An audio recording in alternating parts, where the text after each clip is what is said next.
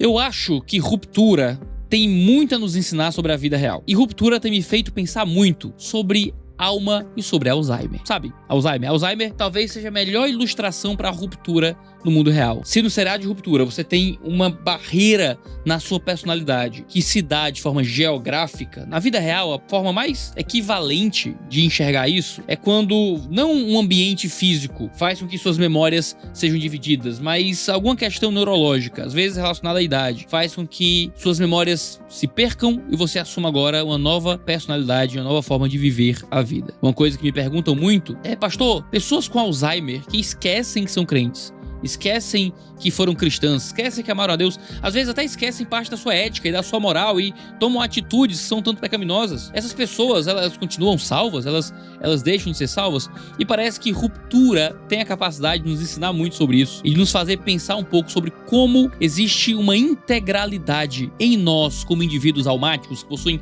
alma, que possuem espiritualidade, que perpassa os momentos em que nós somos divididos. A pergunta é: quem é você quando você perde as memórias? Mas quem é você quando a sua identidade é posta em pedaços? Eu quero conversar com você nesse Mundo Cópia, o nosso programa de análise de filmes, seriados, livros, os elementos da cultura pop a partir de uma cosmovisão cristã. Aqui você vai ter spoilers da segunda temporada de Ruptura. Todo mundo falando do final de Ruptura. E não é pra menos, o final de Ruptura é simplesmente estonteante. Eu tava conversando no Twitter que Ruptura foi incrível em levantar a atenção nessa segunda temporada. Muitos mistérios foram se acumulando, muita atenção foi colocada. A gente recebeu muito desenvolvimento de personagem, recebeu muito contexto ao redor da Lumon e daquele ambiente, mas ainda havia muito mistério a ser revelado. E ainda havia muita tensão emocional que não havia sido recompensada. E antes do último episódio eu pensei: será que eles vão conseguir em um episódio recompensar a nossa tensão emocional, nos presenteando com alguma coisa? E plau! Fizeram sim. Será que eles vão conseguir nos dar a resposta a alguns mistérios? Sim, deram respostas para pontos muito centrais dos mistérios da Lumon, mas mantendo ainda mistérios muito relevantes para manter a gente aquecido por uma terceira temporada. O 10º episódio, de longe, é meu episódio favorito mesmo dessa temporada, por causa daquilo que ela responde, por causa daquilo que ela nos dá. No entanto, tem um episódio nessa segunda temporada que eu não vou dizer que gostei mais, porque é um seriado que te alcança muito pelas respostas que dá, mas vem logo em seguida pelas perguntas que levanta, pelas questões que esse episódio joga pra gente. Eu tô me referindo ao 6º episódio dessa segunda temporada, o episódio Átila. Se você lembra bem, é o episódio quando o Irving vai na casa do Burt. É um episódio incrível pela profundidade filosófica que ele levanta sobre identidade humana, sobre ruptura, sobre quem nós somos quando nós acabamos sendo particionados de alguma forma. O que é incrível da ficção científica é criar cenários diferentes, mundos fantasiosos, para dizer coisas sobre o nosso próprio mundo. E eu acho que esse episódio é o episódio que mais expressa isso pra gente. É o episódio que mais discute um mundo fantástico a fim de trazer informações para o nosso mundo real. É o que o Tolkien vai falar quando ele escreve sobre conto de fadas no seu livro Árvore e Folha, quando ele fala que nós encontramos por meio dos contos de fada recuperação. A gente vai até uma história em um mundo que não existe e a gente encontra ali informações, beleza, modos de enxergar a existência que vão ser abençoadores para a vida real, não é? Nós lemos sobre dragões para fazer com que a gente veja melhor os cavalos. A gente acaba olhando para relacionamentos entre criaturas mágicas para a gente saber como se relacionar melhor com nossos filhos, cônjuges. Ruptura tem muito disso. Ruptura está discutindo questões intrínsecas da nossa personalidade e daquilo que nos forma como humanos a partir de um debate sobre trabalho, sobre particionamento humano, sobre capitalismo, sobre mundo pós-industrial, sobre trauma, sobre luto. Ruptura, pra mim, é uma das melhores séries que a gente tem à nossa disposição hoje nos streamings, na TV mundial. Mas a pergunta de hoje, do episódio 6 da segunda temporada é: quem você é quando você é só pedaço? O seriado vai se aprofundar nesse debate sobre a personalidade fragmentada, questionando a essência do eu humano quando memórias e experiências são compartimentadas. Ruptura mostra pra gente que existe um tipo de identidade una naqueles indivíduos que compartilham a fisiologia, compartilham o corpo, mas que por algum motivo dividiram a mente. Por um lado, parecem pessoas completamente diferentes, mas quando a gente olha com cuidado para eles, a gente percebe que existe algo que perpassa as personalidades, apesar das fragmentações. Nós temos a Halle R, que ama o Mark dentro do andar de ruptura, mas que também se sente atraída pelo Mark quando ela é Lena Egan fora daquele andar. O amor que ela sente pelo Mark dentro do andar de ruptura é um fascínio que passa para além daquele andar, ao ponto dela entrar no andar de ruptura fingindo ser a Halle para ter um relacionamento com o Mark. O Irving, que é um homossexual fora da ruptura, manifesta a mesma paixão internamente e desenvolve o fascínio pelo seu objeto amado também quando sai do andar de ruptura. O melhor amigo do Mark, quando sai do andar de ruptura e faz a reintegração do seu cérebro, diz pro Mark que aquela tristeza que ele possuía lá fora pela morte da esposa era uma tristeza que ele ainda carregava consigo.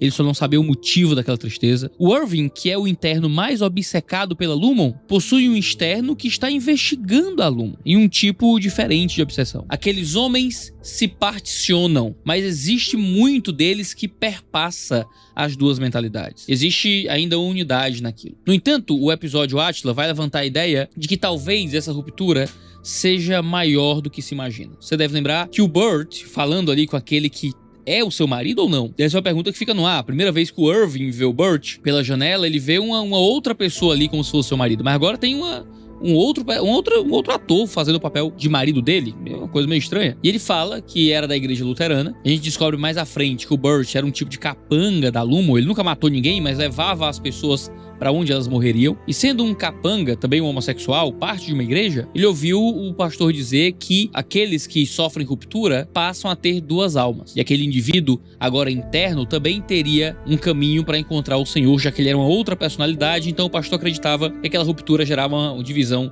também na alma do indivíduo. Duas almas agora nascem. E se há duas almas, uma delas pode ir para o inferno, outra pode ir para o céu. O Burt, então, teria escolhido a ruptura como uma forma de tentar encontrar o céu, mesmo sendo um homem que está envolvido com a morte de várias pessoas, mesmo sendo um homem que vá contra algum princípio um pouco mais central da fé cristã luterana, que é ser alguém que vive na vida de homossexualidade. Ele quer criar uma divisão profunda, que separe a sua bondade da sua maldade, para que pelo menos parte dele possa ir para o céu. É uma pergunta muito profunda, né? Quando começaram os debates sobre clonagem, se questionava muito se um clone tinha uma alma. Se eu crio uma pessoa em laboratório, a partir do DNA de outra pessoa, esse ser que nasce é um ser com alma ou não? É um novo ser humano ou não é? Bom, a tendência é acreditar que você copiar o material genético de alguém e criar uma vida nova a partir desse mesmo material genético, geraria uma nova pessoa em sua completude. Haveria sim uma alma nova ali, uma nova autoconsciência, uma nova personalidade. Mas se eu sou simplesmente particionado, eu tô criando uma nova alma, uma nova personalidade completamente diferente de quem eu sou, que agora tem um novo acesso ao céu. Pessoas com transtorno de múltipla personalidade, em que uma dessas personalidades é crente e outras não é. Como é que é o acesso dessas personalidades à salvação? Existe uma alma para cada uma? Um transtorno de múltipla personalidade, então gera almas novas. Uma pessoa com Alzheimer, que esquece as suas memórias, esquece o que viveu, esquece a sua vida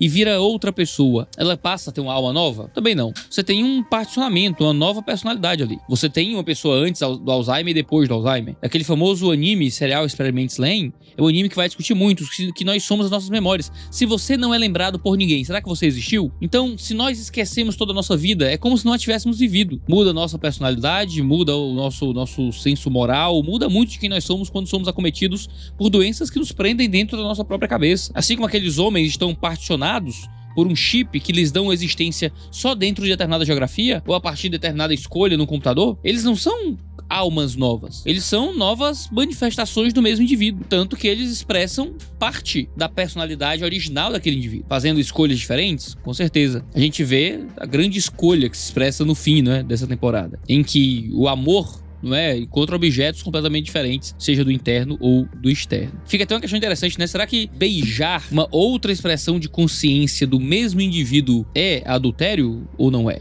Lembra aquela comunidade do Orkut, que o Cid, lembra do Cid, do Não Salvo? Ele tinha a comunidade do Orkut que se chamava Não Fui Eu, Foi Meu Eu Lírico. Será que no fim das contas dá pra dizer isso? Não fui eu, foi meu eu lírico? Quem nós somos se perdemos as nossas memórias? Não somos novas almas, com certeza, mas somos novos indivíduos que são construídos a partir de nós mesmos. Aspectos intrínsecos da nossa personalidade, das nossas emoções persistem, mesmo quando as memórias são suprimidas ou separadas. Existe uma intersecção entre o mundo interno e o mundo externo de quem nós somos. E eu acho que é aí que isso tudo se torna tão interessante pra mim em Ruptura. Ruptura me faz pensar sobre alma, me faz pensar sobre algo metafísico que existe em todos nós, que vai para além da nossa capacidade física de existir. Pensa na demência, como eu já citei aqui. Pensa no Alzheimer, quando a memória se desfaz como névoa e a personalidade parece se desmanchar. Quando eu sou particionado, será que eu ainda sou eu? Para a fé cristã, e eu acho que em Ruptura, a resposta é um sim absoluto. Porque a nossa identidade não é uma construção exclusivamente neurológica, nem está presa às sinapses da memória. Somos corpo, sim, mas somos também alma, e a alma integra a pessoa de forma mais profunda do que a biologia ou do que a lucidez. Como é um episódio que discute religião em algum nível, pra mim é muito tranquilo citar as escrituras cristãs, até porque são um canal de teologia, mas as escrituras oferecem pra gente imagens comoventes dessa verdade. Em Isaías 49, a pergunta, pode uma mãe esquecer-se do filho que ainda mama? Evoca uma resposta de Deus que diz, ainda que ela se esqueça dele, eu não me esquecerei de ti. Claro que o texto não está falando disso diretamente, mas a analogia é muito poderosa.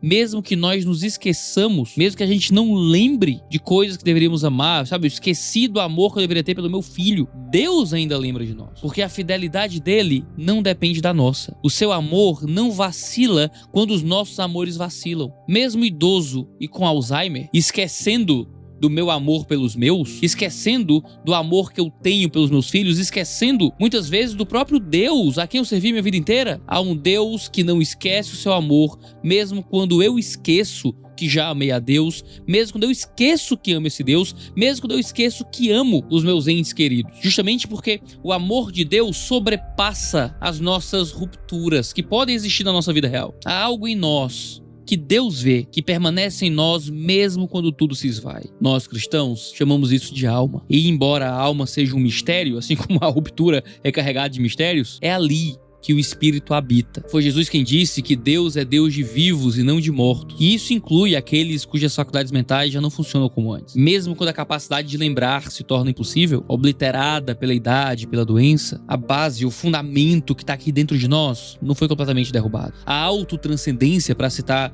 o termo que é muito usado pelo Viktor Frankl, o famoso neuropsiquiatra austríaco que sobreviveu aos campos de concentração, que argumentava muito profundamente sobre a existência de uma parte imaterial em nós que permite que a gente sobrepasse as grades das prisões, sejam físicas ou intelectuais. Ele argumenta que todos nós possuímos essa capacidade de nos ver de fora, de nos dar, de desejar algo além de nós mesmos. Isso é um sinal dessa alma, que não vem só do cérebro, que transpassa as questões físicas das nossas sinapses, que aponta para um além de nós, que já está em nós. Quando esta capacidade, quando o corpo rompe as nossas memórias, há uma alma que transcende a nossa biologia, transcende a nossa doença, porque existe para além das incapacidades de um corpo que se esvai. A fé cristã nos consola com uma verdade muito poderosa. Deus nos salva inteiramente. Ele nos vê por inteiro, mesmo quando nós estamos em pedaços. Ele nos conhece profundamente, mesmo quando nós não conseguimos mais o conhecer. O que a segunda temporada de Ruptura nos ensina é que tudo indica que o amor vence a ruptura. Gemma olha para aquele homem ensanguentado, absolutamente não faz sentido